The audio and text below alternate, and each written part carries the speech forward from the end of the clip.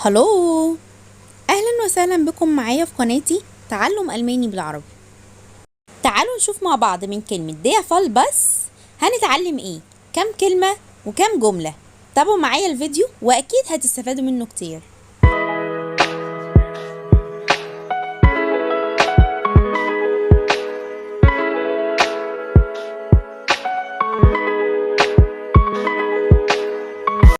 اول حاجة خلينا عارفين ان الكلمة الاساسية اللي معانا في الدرس هي ديا فال.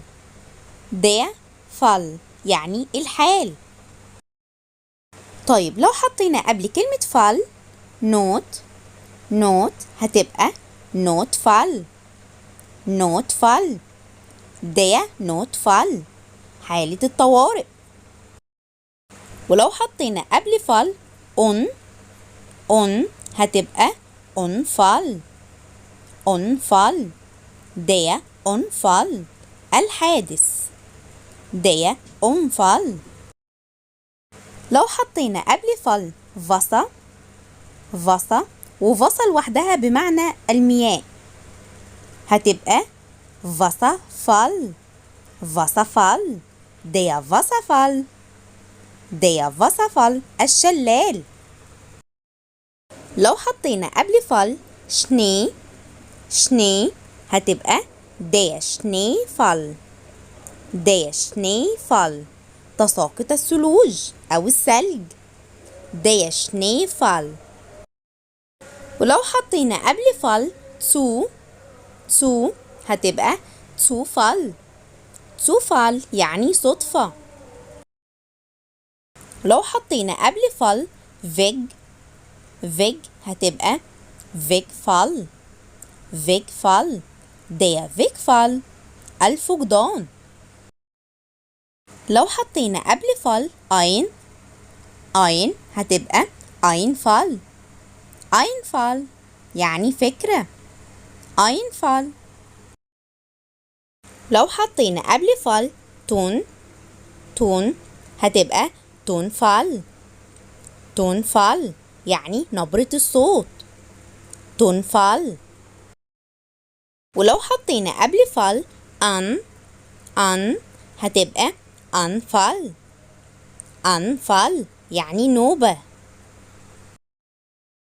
ولو حطينا قبل فال أب هتبقى أبفال. أبفال يعني قمامة. أبفال. طيب احنا كده خلصنا الكلمات اللي قبل فال. طب نشوف الكلمات اللي بعد فال.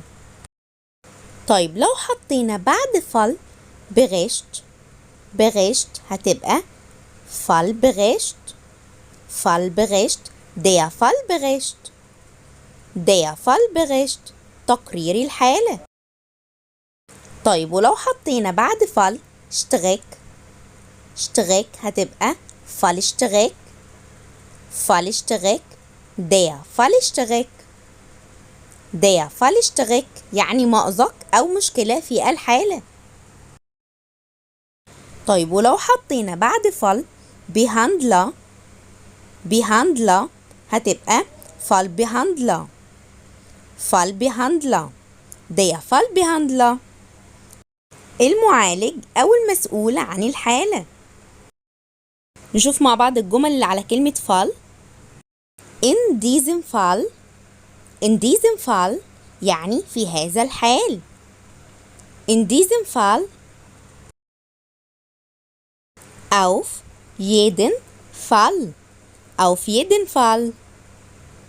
auf jeden Fall يعني على أي حال أو على كل حال. auf jeden Fall. im schlimmsten Fall. im schlimmsten Fall. im schlimmsten Fall يعني في أسوأ الأحوال. im schlimmsten Fall. auf keinen Fall. auf keinen Fall. auf keinen Fall ولا بأي حال. Hochmut kommt vor dem Fall. دي آخر جملة معانا. مش هقول معناها ايه بالعربي، هسيبكم انتوا تكتبولي في التعليقات وهستنى الإجابات بتاعتكم. طيب وبكده يكون خلص الدرس بتاعنا النهاردة، أتمنى تكونوا استفدتوا معاه. لو حابين نتكلم عن أي مواضيع معينة ممكن تكتبولي في التعليقات. تشوس.